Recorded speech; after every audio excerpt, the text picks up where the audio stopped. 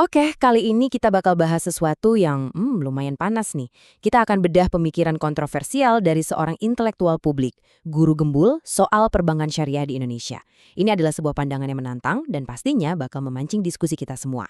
Nah, gimana alur pembahasannya? Gini, pertama, kita lihat dulu klaim utamanya yang paling provokatif itu. Terus kita bongkar filosofi atau cara berpikir di baliknya, baru deh kita masuk ke kritik lengkapnya terhadap bank syariah. Soal label versus substansi, sampai soal riba. Oke, kita mulai dari yang paling utama dan paling menantang ya. Ini adalah pernyataan yang jadi fondasi dari semua kritiknya.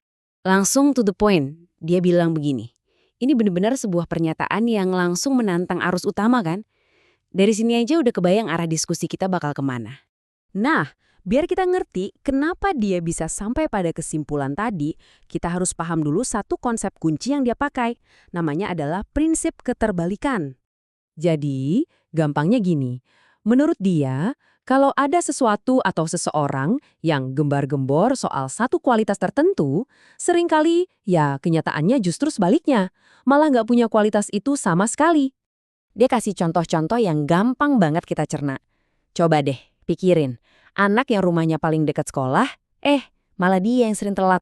Atau negara yang namanya ada kata demokratisnya, justru seringkali paling jauh dari demokrasi. Atau nih, orang yang dikit-dikit sumpah, biasanya justru, lagi bohong. Logika inilah yang dia pakai. Oke, dari contoh-contoh tadi, pertanyaannya jadi, gimana dong prinsip ini kalau diterapkan ke institusi yang pakai label syariah? Nah, ini dia intinya. Yuk, kita lanjut. Sekarang kita lihat gimana prinsip tadi jadi dasar argumen dia untuk mengkritik sistem perbankan syariah. Menurut dia, ada beberapa masalah utama. Pertama, bank syariah itu nggak kuat dari sananya, nggak tumbuh organik. Mereka bisa bertahan karena ada suntikan dari pemerintah, kayak keringanan pajak. Nah, suntikan ini menurut dia lebih ke urusan politik buat dapatin simpati publik. Dan yang terakhir, legitimasinya itu sangat bergantung sama fatwa. Dan ini bukan cuma 1-2 fatwa loh, ada lebih dari 160 fatwa dari MUI yang menurut dia jadi semacam tameng buat industri ini. Jadi, ini dilihat bukan sebagai bukti kesesuaian syariah, tapi lebih sebagai privilege atau keuntungan institusional.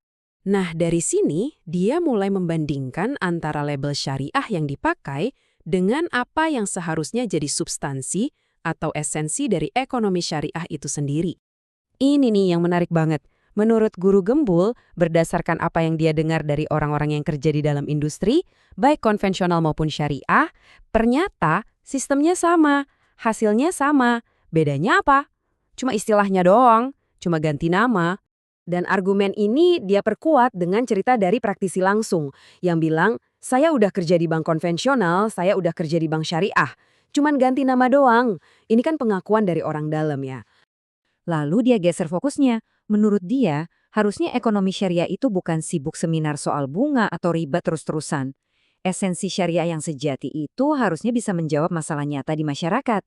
Contohnya, gimana nasib pedagang kaki lima yang kejepit keadaan, yang terpaksa melanggar aturan cuma buat bisa makan? Itulah yang seharusnya jadi fokus.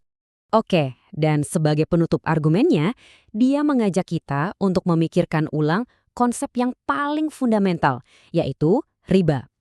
Menurut dia, konteks riba zaman dulu dan bunga bank zaman sekarang itu, beda banget.